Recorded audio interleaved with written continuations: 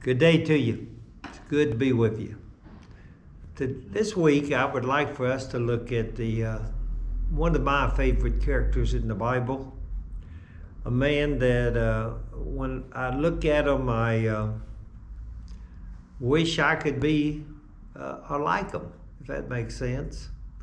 And that's the man that I mentioned it to one man this week, today. I asked him, I said, I'm going to go and speak about Jonathan. And he said, who? He did not even know who Jonathan was in the Bible. I think it's somebody that, I guess, really growing up, I didn't know who Jonathan was till I went to college, Bible college. Didn't grow up in a religious home. So Jonathan, I didn't know who he was. I would say most people in the world, a lot of people that claim to be Christians, a lot of people I talk to that say that they believe in Christ, they don't know who Jonathan is. Who was Jonathan? Well, if you look in the Bible, Jonathan was the oldest son of Saul, the first king of Israel in the Old Testament. Go to 1 Samuel. Saul was the most chosen. He was the most fit one, and God chose him to be the king of Israel. And he was a good man. He was a good man. He was a good man. He believed in God. He was the best of that day to be king. But he had one fault, and that is, I think he believed in the power of God more than he did God, if that makes sense. Jonathan was his oldest son. He was a man, and we first see him in 1 Samuel chapter 13 and verse 2.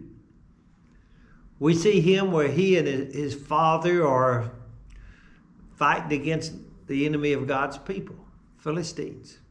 They break apart.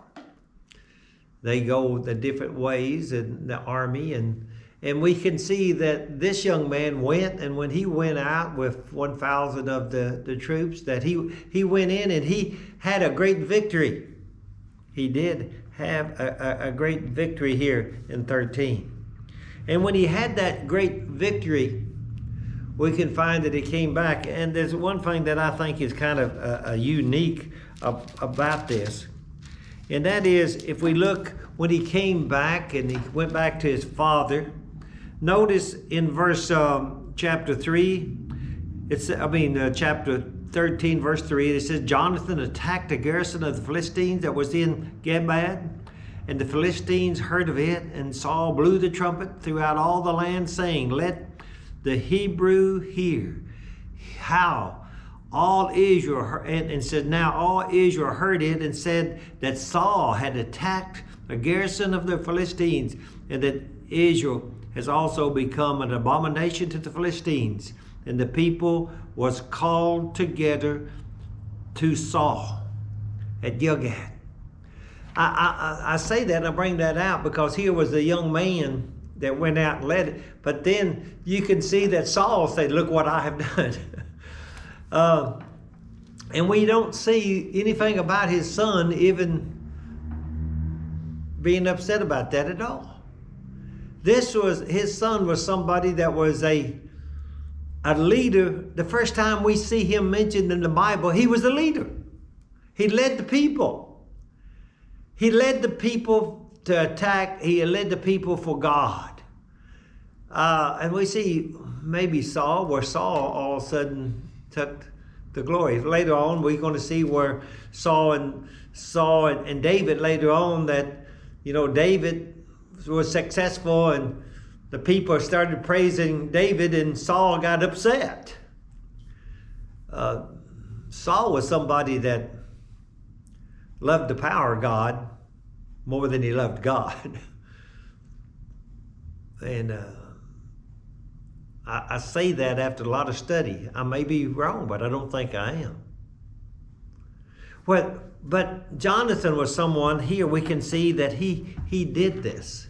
And I say this because now if we go on and we look at chapter, go past 13 and we go down to 14, chapter 14, that here we find after the battle rage and all of a sudden the Philistines gathered against the Hebrews, that all of a sudden the people got scared. I'm going just to paraphrase or tell the story to you what happened. You have to read 13 and 14. But what happened, the Philistines had a great army. They had one defeat, then they had a great army. They're going to get those Hebrews. And of course, when the great army came up, what happened was that, first of all, some of the Hebrews, the Israelites, some of them hid. They went down into holes of the caves and the things, and they hid. Some of the people went over to the Philistines and says, we give up. That's what happened. What we find in chapter 14 there, where Saul ended up being under a tree and only had about 600 men with him. And he didn't know what to do. There was a great army against him, even though his son and his group had a victory. They was worried. So what did he do? He sat down and he just sat there under that tree with the 600 men.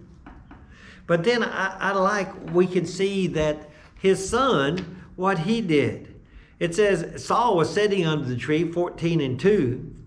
And then it says that this happened. And what happened there? It says the people, they was worried and everything that was going on. It says, and there, Jonathan, verse 4, between the path of which Jonathan thought to go over to the Philistines, the garrison, there was a sharp rock on one side and a sharp rock on the other side. Jonathan took his arm bearer and he said, let us go over to. And he went over. There was a sharp rock on one side. On the other side, he didn't go around, but he went straight towards God's enemy. Not with 1,000 men this time, but just with him and that one. It says he said, let us go over. And it says this happened. And it says, then Jonathan said to the young man, that bore his armor, come, verse 6, come, let us go over to the garrison of these uncircumcised. He said, let us. And by the way, that's let us, the two of us, go over to these Philistine garrison.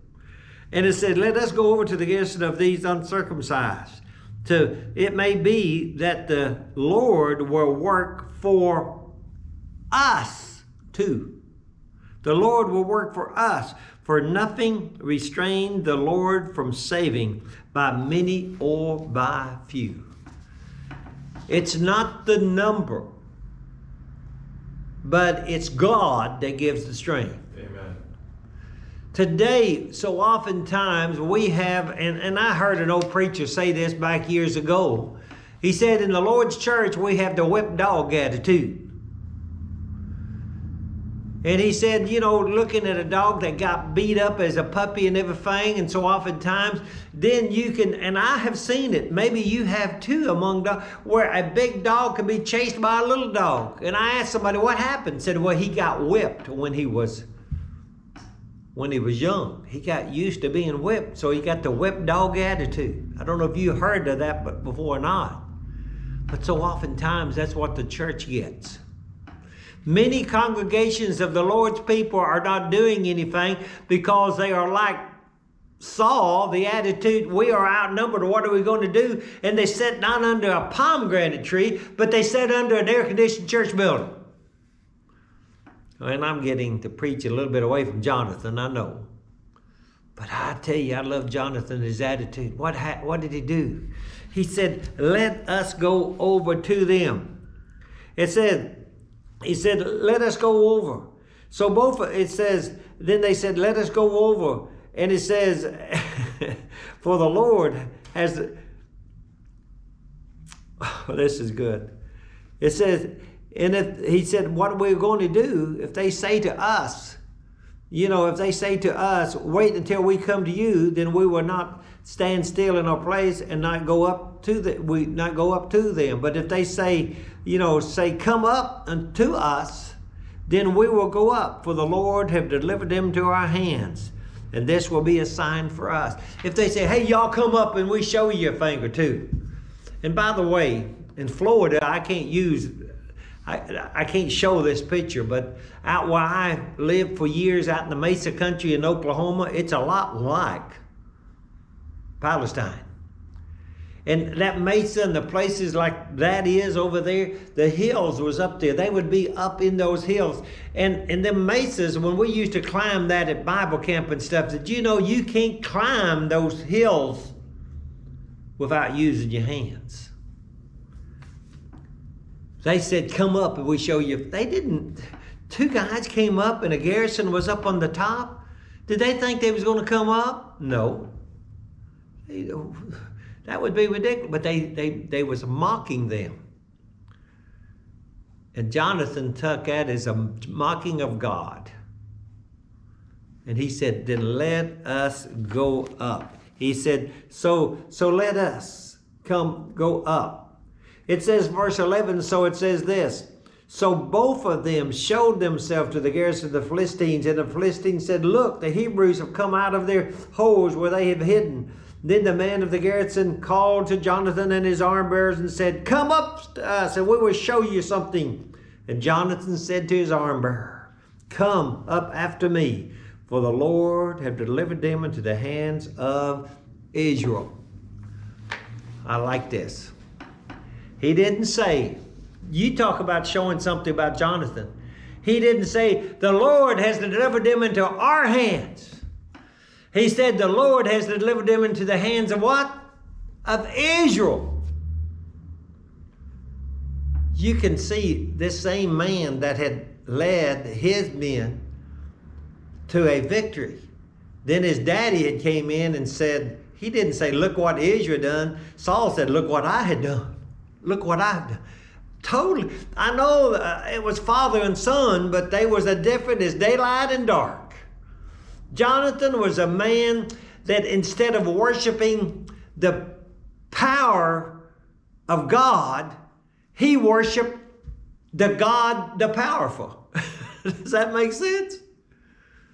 We need to realize we worship God.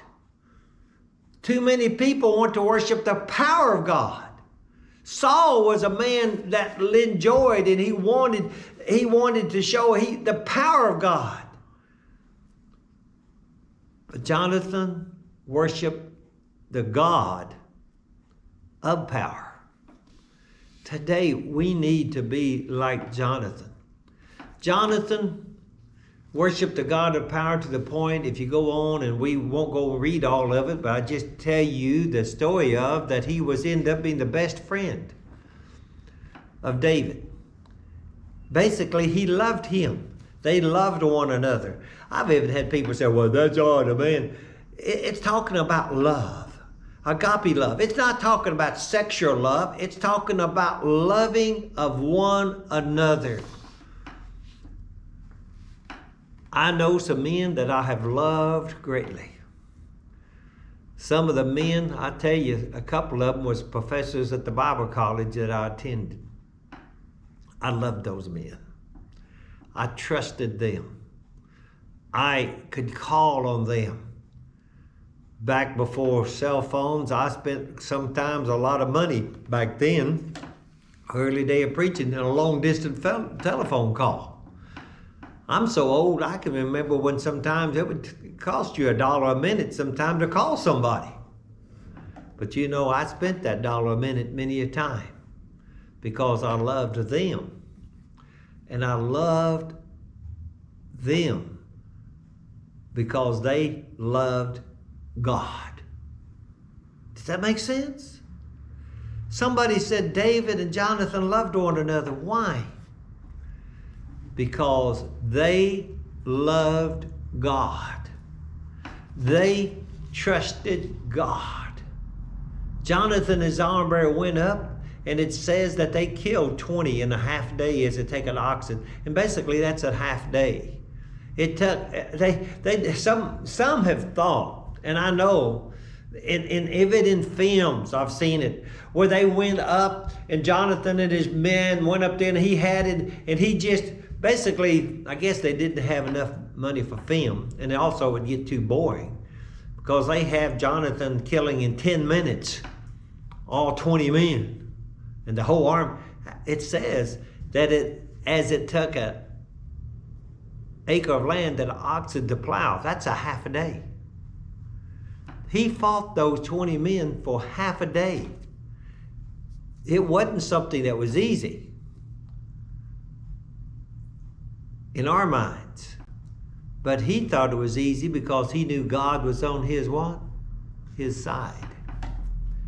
God was on his side. I know we think about David.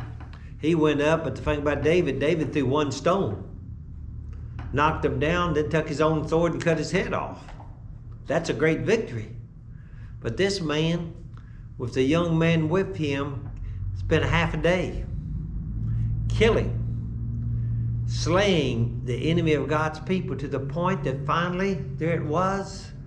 The people saw what was going on. All of a sudden, the garrison up there was going, and they got, and we see what happened was there was a great victory. Because at the end of this chapter, it tells us that Jonathan, his arm bearer, and the people started, that garrison was overtaken, so they started running. They started screaming. They started leaving. To the point that even those people of Israel that had gave up, they saw them leaving, and they knew there was and they joined in the battle.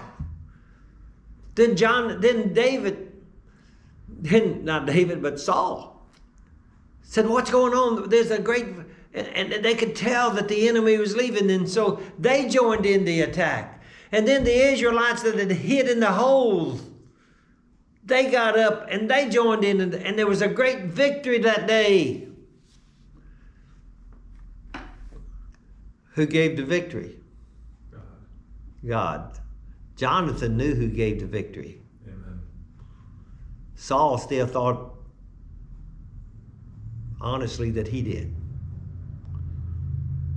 Jonathan was a man that loved so much that he came, and by the way, by blood, human blood, by kindred, he should have been the next king of Israel. But he realized he worshiped God. He worshiped God, not the power of God. David realized, David was promised that he would be king, and he still loved Jonathan. Jonathan knew that he was going to be king, and he still loved David. Why? Because both of those men loved the God of power, not the power of God. Today, we have to realize we are servants. Jonathan was a servant of God because he and his young man did it because God was with what? Them. And we have to allow God to be with us. Listen to me. We have to allow God to be with us. Does he want to be with us? You can say he does. He wants to be with us so much that he gave his only son to die on the cross. Why did he do that? So that we could be victorious. Not because of the power of God, but because of the God of power. Will you surrender to that power? I pray that you will. If I can help you in any way, write me, call me. Because the power's in the blood. The power the power of God is not anything more than this, the love of God. God is what? Love. And He wants us to love Him, and He loves us. God be with you till we meet again.